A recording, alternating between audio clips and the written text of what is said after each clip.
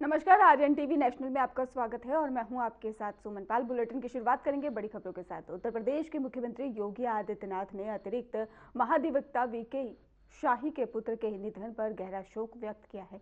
मुख्यमंत्री ने दिवंगत आत्मा को ही श्रद्धांजलि अर्पित करते हुए शोकाकुल परिवार के प्रति अपनी संवेदनाएं भी प्रकट की है। तो वीके शाही पुत्र का निधन, जिसमें सीएम योगी आदित्यनाथ ने शोक व्यक्त किया है।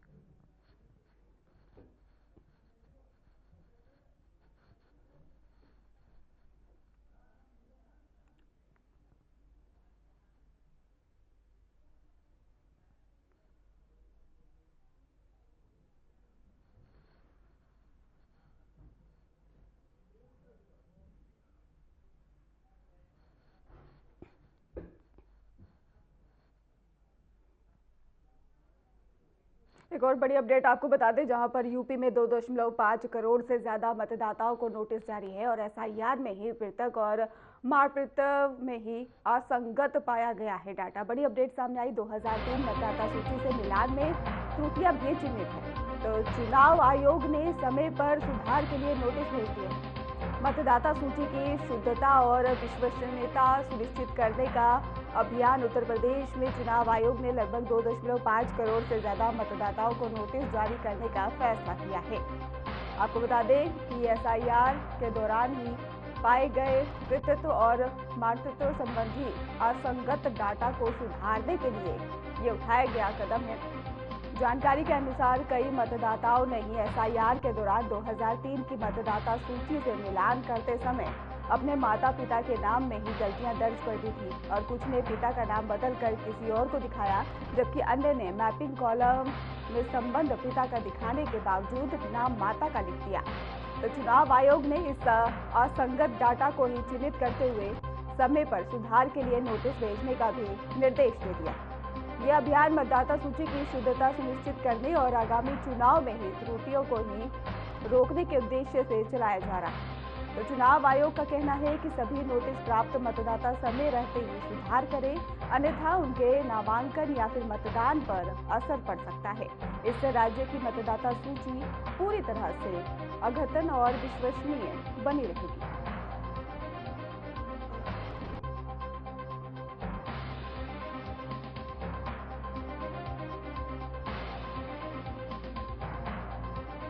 और इसी खबर पर हमारे साथ हमारे सहयोगी अमन प्रधान जुड़ चुके हैं। अमन प्रधान, यूपी में ये 2.5 करोड़ से ज्यादा मतदाताओं को नोटिस जारी किया गया है। क्या क्या सुधार होने वाले हैं जो डाटा उनके पास मौजूद था फिलहाल?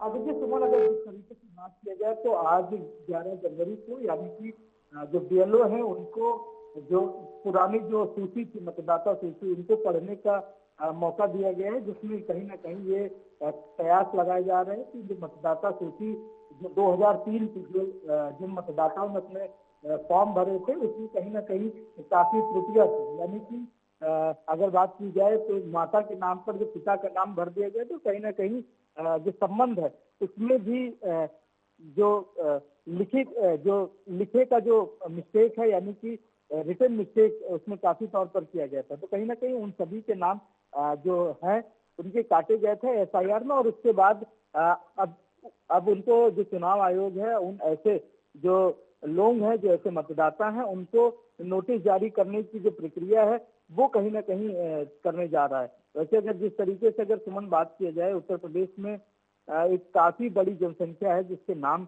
कट गए थे।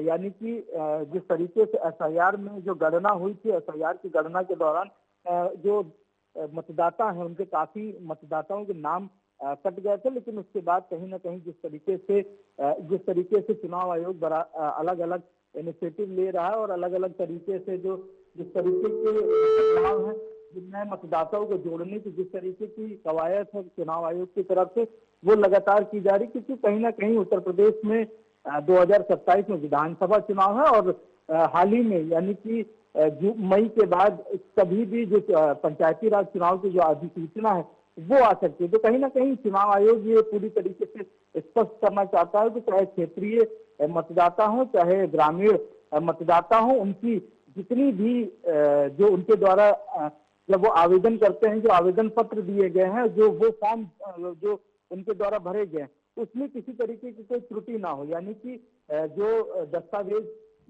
जितने भी मतदाता भर रहे हैं और उनके साथ जो भी पत्र संकलन कर रहे हैं, तो उनकी जो मिलाप है वो कहीं ना कहीं सुनिश्चित की जाए, वो कहीं ना कहीं एकदम एग्जैक्ट हो। तो इसके लिए लगातार चुनाव आयोग ने एक बड़ा अहम फैसला लिया है कि जो सभी बीएलओज हैं उनको एक बार फिर से जो जितने भी जो मतदाता हैं उनके जो रिकॉर्ड्स हैं उनको वापस चेक करने के लिए लगातार बात कही जा रही है। और लगातार आज 11 जनवरी को सभी बीएलओज हैं उनकी ड्यूटी लगाई गई है कि जितने भी फॉर्म मतदाता सूची के दौरान दिए गए थे, मतदाता गणना के दौरान माफ करिएगा, तो उन सभी जो फॉर्म्स हैं उनको वापस से सुनिश्चित किया जाए कि क्या फॉर्म में उन्होंने जो जितना भी उन्होंने आवेदक में जितने भी पत्र में जो दिए थे उनसे जो भरा गया था वो कहीं ना कहीं मैच कर रहा है नहीं। तो इन सभी विषयों को लेकर के बीएलओस की ड्यूटी लगाई गई है और सभी बीएलओस को ये सुनिश्चित करने के लिए जिम्मेदारी दी गई है कि सभी जो मिस्टेक्स हैं उनको क्लेरिफाई करें और कहीं ना कहीं ऐसे लोगों पर जो विधिक कार्रवाई है उसके लिए भी चुनाव आयोग ने बोला है। बिल्कुल अमन प्रधान जी, अगर देखा जाए तो इसके लिए कोई समय सीमा निर्धारित हो पाई है? कब तक ये समय में है जो ये काम पूरा होना चाहिए, इसको लेकर कोई अपडेट सामने आई है? देखिए अभी जो टाइम है उसके अभी निर्धारित नहीं किया गया, लेकिन कहीं ना कहीं जिस तरीके से जो 23 जो फरवरी की जो लिस्टिंग है, यानी कि 23 फरवरी की जो फाइनल लिस्ट है वो आनी है, तो उससे पहले की जो समय सीमा है उसी के दौरान ही ये जो जितनी भी चीजें हैं उनको सुनिश्चित करने की बात की गई। लगातार जिस तरीके से एफआईआर का एक बड़ा जो बड़ा प्रोग्राम है वो नेशनल जो इलेक्शन कमीशन ऑफ इंडिया की तरफ से चला जा रहा है, वहीं अलग अलग प्रदेश द्वारा इसको पूरी तरीके से इम्प्लीमेंट किया जा रहा है। तो कहीं ना कहीं साफ तौर पर जिस तरीके से एफआईआर को लेकर के बीएलओ को ये नॉलेज किया जा रहा है कि लगातार जो भी डॉक्यूमेंटेशन हो उनकी जो ऑथेंटिसिटी है वो बीएलओ द्वारा सुनिश्चित की जाए। और लगातार जिस तरीके से बीएलओ को ड्यूटी लगाई जा रही है, बीएलओ जिस तरीके से अपना काम कर रहा है उससे कहीं ना कहीं एक चीज ये नजर आ रही है। इसको लेकर के लगातार चुनाव आयोग हो, चाहे प्रदेश लेवल का चुनाव आयोग हो या नेशनल चुनाव आयोग, तो सभी लगातार हर चीज को सुनिश्चित करने पर लगे हुए और लगातार 2003 की इसलिए जिक्र भी इसलिए सुमन किया जा रहा है क्योंकि जो लास्ट जो वोटिंग लिस्ट थी वो 2003 में रिलीज की गई थी। अब 2025 में फिर से एक बार एफआईआर हुआ, तो कहीं ना कहीं उन दोनों में जो मिलाप है लिस्ट का वो कहीं ना कहीं एकदम एक्यूरेट होना चाहिए। कुछ मतदाता ऐसे भी रहे हैं जो 2003 में जिन्होंने मतदान किया था और आज 2025 में वो मतदान नहीं कर पा रहे, यानी कि किसी कारणवश उनका नाम कट गया है या फिर उनकी मृत्यु हो चुकी है। तो ऐसे जो मतदाता हैं उनको पूरी तरीके से सुनिश्चित करने का जो काम है वो एफआईआर में लगातार किया गया था और जिसके बाद लगातार जो काम है चुनाव आयोग का वो लगातार कर रहे हैं और लगातार जो सभी बीएलओज हैं उनकी ड्यूटी लगाई गई है और बीएलओ लगातार अपनी जो समय सीमा है उसके दौरान ही काम करते हुए नजर आ रहे हैं। बिल्कुल अमन, अगर देखा जाए तो यहाँ पे ये बात भी अहम हो जाती है कि जो नोटिस जिनको मिला है अगर वो समय पे नहीं सुधार कर पाते तो इसका जो असर देखने को मिलेगा वो भी मतदान पे पड़ेगा। हाँ देखिए, निश्चित तौर पर जिस तरीके से अगर बात की जाए, जिस तरीके से चुनाव आयोग एक लंबे समय से जो एफआईआर की प्रक्रिया है उसके लिए लगातार जनता के हित के लिए जनमानस के लिए लगातार काम कर रहा है और कहीं ना कहीं जिस तरीके से एक बड़ा जिस तरीके से लिस्ट है वो उत्तर प्रदेश की वो एफआईआर में कटी है मतदाताओं की, तो ये कहीं ना कहीं ये साबित होता है कि जिस तरीके से जो उत्तर प्रदेश में जो फॉर्म भरने में मतदाताओं की जो त्रुटियां थी वो कहीं ना कहीं बहुत ज्यादा थी, जिसकी वजह से जो इस तरीके की जो एफआईआर में जो मतदाताओं के नाम है उसमें कहीं ना कहीं इतनी बड़ी कटौती हुई। तो साफ तौर पर ऐसे जो मतदाता है उनके खिलाफ कहीं ना कहीं चुनाव आयोग कोई जांच प्रक्रिया कर सकता है और अगर दंड की नौबत आएगी तो कहीं ना कहीं वो भी कर सकता है। जिस तरीके से अगर बात की जाए लगातार चुनाव आयोग की, तो चुनाव आयोग लगातार काम कर रहा है और चुनाव आयोग जिस तरीके से मतदाता है उनके लिए लगातार सुनिश्चित कर रहा है। सुमन, बिल्कुल इसको लेकर चुनाव आयोग अगर देखा जाए तो कितना सतर्क नजर आ रहा है इस प्रक्रिया को पूरा करने के लिए, उसके बारे में भी थोड़ा विस्तार से बताइए कि किस तरीके से ये प्रक्रिया रहने वाली।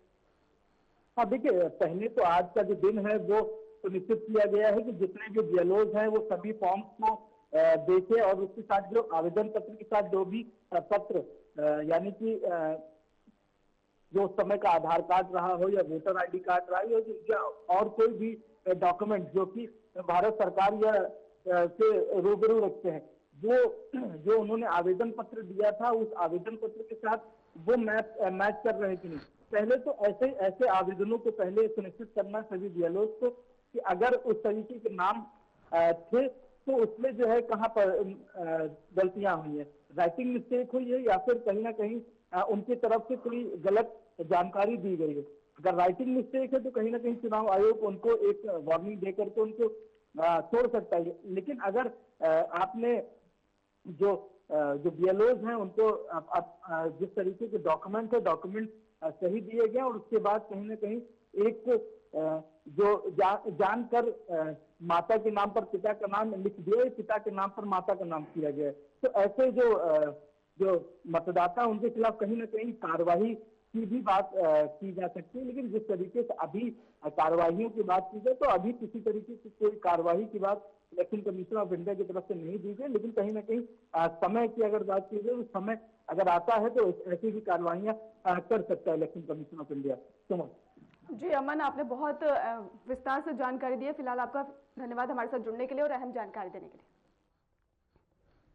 चलिए रुक करते हैं लखनऊ की बड़ी खबर की तरफ, जहां पर प्रियंका गांधी के जन्मदिन पर पूरे यूपी में प्रेस वार्ताएं और इसके साथ ही 2022 की हार के बाद ही पहली बार बड़ा प्रदेश व्यापी कार्यक्रम। तो 2027 चुनाव की रणनीति की औपचारिक शुरुआत के संकेत, प्रियंका गांधी फिर बन सकती है कांग्रेस की सुपर प्रभारी। तो कांग्रेस का फोकस दोबारा यूपी पर शिफ्ट होता दिखाई दे रहा है और 12 जनवरी को है कांग्रेस सांसद प्रियंका गांधी का जन्मदिन। तो उत्तर प्रदेश में कांग्रेस प्रियंका गांधी के जन्मदिन के अवसर पर प्रदेश व्यापा प्रेस वार्ता और कार्यक्रम आयोजित कर रही है और इसके साथ ही 12 जनवरी को होने वाले इस जन्मदिन समारोह के माध्यम से पार्टी 2022 की हार के बाद ही पहली बार बड़ा प्रदेश व्यापी अभियान शुरू कर रही है। तो ये कार्यक्रम 2027 विधानसभा चुनाव की रणनीति और औपचारिक शुरुआत के संकेत भी देता दिखाई दे रहा है और इस दौरान ही प्रियंका गांधी की सुपर प्रभारी के रूप में ही पार्टी में भूमिका को फिर से मजबूत किए जाने की संभावना जताई जा रही है। तो कांग्रेस का फोकस इस अभियान के माध्यम से फिर से उत्तर प्रदेश पर शिफ्ट होता दिखाई दे रहा है ताकि पार्टी राज्य में अपनी पैठ और संगठनात्मक मजबूती को बढ़ा सके।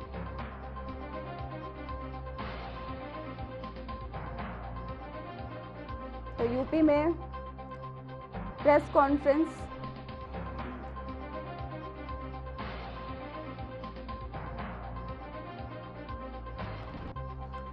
लखनऊ से खबर आपको बता रहे हैं, प्रियंका गांधी के जन्मदिन पर प्रेस कॉन्फ्रेंस, जहां पर पूरे यूपी में प्रेस वार्ताएं की जाएंगी।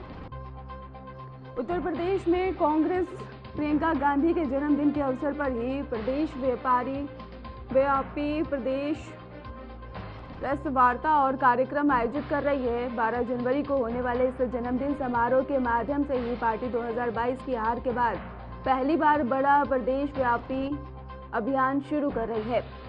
इस कार्यक्रम 2027 विधानसभा चुनाव की रणनीति की औपचारिक शुरुआत के भी संकेत देते दिखाई दे रहे हैं। इस दौरान ही प्रियंका गांधी की जन्मदिन पर ये वार्ताएं होंगी। मनरेगा के नाम बदलकर जी ग्राम जी करने की ही फैसले को लेकर कांग्रेस ने देश भर में विरोध शुरू कर दिया है और आपको बताते चले कि बनारस में आयोजित रैली में ही कांग्रेस नेता अजय राय ने भी इसे महात्मा गांधी का अपमान बताया। अजय राय ने ही बीजेपी पर मजदूरों की मजदूरी रोकने और आवाज दबाने के आरोप भी लगाए हैं। उन्होंने कहा है कि कांग्रेस ने अपनी मांग को ही लेकर उपवास तक किया, लेकिन सरकार ने उनकी आवाज को ही नजरअंदाज कर दिया। रैली के दौरान ही अजय राय ने प्रियंका गांधी के ही नेतृत्व में कांग्रेस की बढ़ती ताकत का भी दावा किया और कहा कि पार्टी जनता के मुद्दों पर सख्ती से खड़ी है। मजदूरों से पूछ लीजिए कि पूरी तरीके से मनरेगा को समाप्त कर दिया और मनरेगा में 9-10 महीने से जो उनका मानदेय है रोक दिया है और उन्होंने जो नाम जी ग्राम जी रखा है वो पूरी तरीके से मनरेगा महात्मा गांधी का अपमान है। महात्मा गांधी जिन्होंने इस देश को आजादी दिलाई, और निश्चित तौर से उस महात्मा गांधी का नाम हटाकर और पूरी तरीके से उस मनरेगा को ध्वस्त कर रहे हैं, खत्म कर रहे हैं। यही तो उनका आरोप है कि वो राम जी के नाम को हटाना चाह रहे हैं। जी राम जी रखा उन्होंने नाम, हमने महात्मा गांधी का नाम रखा था, जो हमारे बापू जिन्होंने इस देश को निगोटी पहनकर लाठी लेकर देश को आजाद करा दिया। रघुपति राघव राजा राम, उसमें भी राजा राम है, राम तो उसमें भी है, रघुपति राघव राजा राम, पति तपावन सीता राम, ये तो उसमें भी उन्होंने भगवान राम का नाम लिया हुआ गांधी जी। कल प्रियंका गांधी का जन्मदिन है, ये कहा जा रहा है कि उत्तर प्रदेश में 2027 विधानसभा का चुनाव एक बार फिर प्रियंका गांधी के नेतृत्व में लड़ा जाएगा। प्रियंका जी हमारी नेता है, उनका कल जन्मदिन पूरे प्रदेश देश में धूमधाम से मनाया जाएगा। हमारी नेता है, शेरनी है, पूरे देश में मनाया जाएगा। उनका नेतृत्व पूरे देश को मिल रहा है, वो जहां चाहेंगे काम करेंगे। हम सब की नेता है, हम सब लोग उनका स्वागत करेंगे। उन्हीं के नेतृत्व में चुनाव लड़ा जाएगा। निश्चित तौर से वो पूरे देश की हमारी नेता है, उनका नेतृत्व उत्तर प्रदेश भी होगा, अभी बंगाल भी होगा, असम भी होगा। देखिए असम में है, केरल होगा, जहाँ सांसद है, पूरे देश के अंदर उनका नेतृत्व है। 100 दिन का अभियान भी चलाया जा रहा है। नहीं 100 दिन का चल रहा है, उसमें हम रैली करने जा रहे हैं। 8 तारीख को बनारस के अंदर भी हम यहाँ पर रैली करने जा रहे हैं। ऐतिहासिक रैली करेंगे बनारस की धरती पर बाबा विश्वनाथ के आशीर्वाद से। पूरे प्रदेश में 30 रैलियां होने जा रही हैं, जिसका समापन हम प्रदेश की राजधानी लखनऊ में रमाबाई अंबेडकर मैदान में ऐतिहासिक रैली ने रैला करके पूरे प्रदेश और देश को संदेश देंगे। देखिए निश्चित तौर से हमारी नेता है और कल उनका जन्मदिन धूमधाम से मनाएंगे। पूरे देश की नेता है, जो उनकी इच्छा होगी उस पर पूरी कांग्रेस पार्टी उनके साथ खड़ी।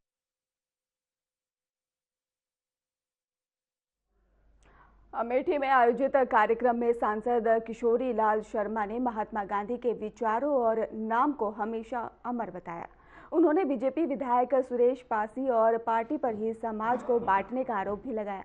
कार्यक्रम में कांग्रेस ने ही मनरेगा के नाम को लेकर भी सवाल उठाए हैं। और इसके साथ ही आपको बता दें कि इस अवसर पर 100 दिन तक सामाजिक कार्य और गांव-गांव के कांग्रेस की वार्ता का आयोजन किया जाएगा। लोग बताएंगे किस गांव में होना, किस में मनरेगा चलना, किस में नहीं चलना। तो ये सारी चीजें जो है, क्योंकि आम जन को नहीं पता होता। आम जन सोचता है यार बढ़िया तो कर रहे हैं, 125 कर देगा, कांग्रेस तो 100 ही कर रही थी। तो लेकिन जब अंदर जाओगे आप तो चीजों को, जब आपके होता है विज्ञापन आता है ना, मुफ्त में प्राप्त करिए, एक स्टार बना होता है साइड, उसकी टर्म कंडीशन नीचे लिखी होती है। तो आप उस स्टार वाली भी टर्म कंडीशन को पढ़िएगा तो ये मनरेगा कैसे क्या है, इसकी योजना, गवर्नमेंट की मंशा क्या है। तो ये हम लोगों ने जब से इसको कहा कि कांग्रेस इसकी लड़ाई जमीनी स्तर तक लड़ेगी, तब से सरकार भी सक्रिय हो गई। ठीक है, सीएम साहब बोल रहे हैं, कृषि मंत्री गदावल जो भी आ रहा है सब बोल रहे हैं, तो इसका मतलब है कि कुछ लुका छुपी चली रही है।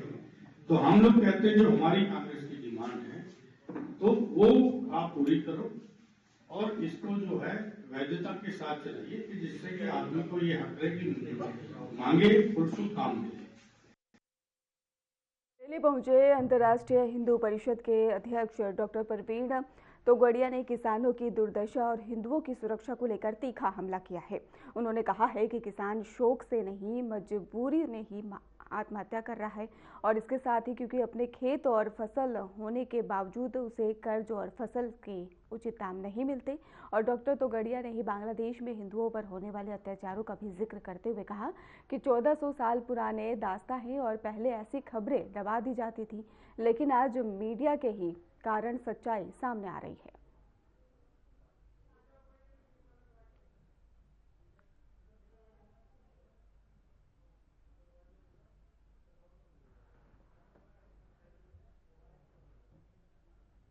शौक नहीं है, मजबूरी है। क्यों आत्महत्या की है? क्योंकि उन पर कर्ज है। अरे खेत हमारा, फसल हमारी, कर्ज क्यों? क्योंकि फसल के दाम नहीं मिल रहे। बांग्लादेश में हिंदू मारा जा रहा है, यह 1400 वर्षों से मेरे भाइयों हो रहा है। तब टीवी नहीं था, समाचार पत्र नहीं था, हमने नहीं देखा। आज टीवी समाचार पत्र के आधार पर हम देख रहे हैं। 90 में 35 साल पहले कश्मीर घाटी में हमने देखा था, हिंदू सुरक्षित नहीं है। यहां भी बरेली में कोई हिंदू को पुलिस को ललकारने का दुस्साहस कर रहा है। हमने राम मंदिर बना दिया, हिंदू जाग गया, हिंदू जाग गया, मंदिर तो बन गया, भारत में ताज और तख्त भी बदल गए। आगे का क्या?